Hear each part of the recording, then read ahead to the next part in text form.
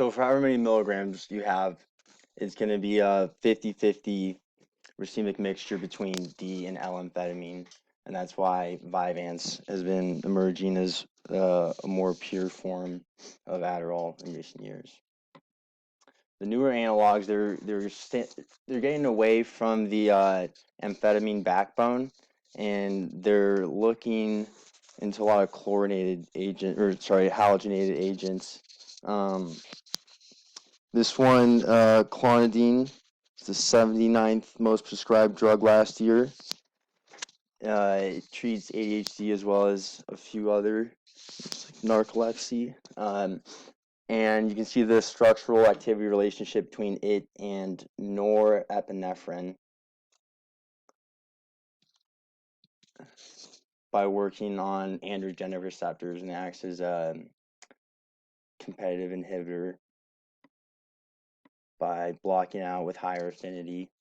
Therefore, there's more noradrenaline or norepinephrine in the synaptic cleft. Okay, so Ritalin was invented by or discovered by Leandro Pinzon in 1944, and he initially gave it to his wife to treat her low blood pressure, but he found that it made her happier, skinnier, and better at tennis. So he decided to take the drug to the market, and he's named it after her.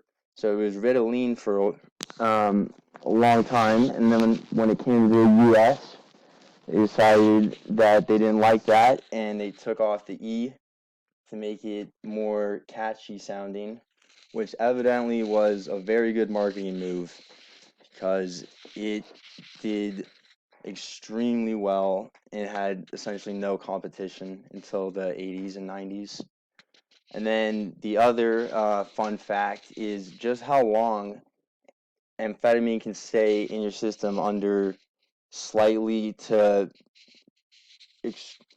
not completely extreme, but slightly unhealthy levels of basic blood pH and urine pH.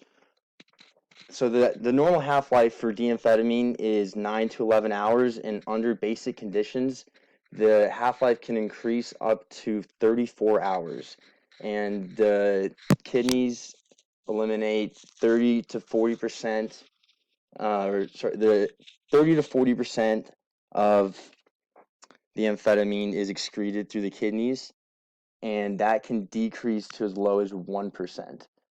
So 1% excretion with 34-hour half-lives is just absolutely mind-boggling to me that any drug could potentially last that long. References. So thank you.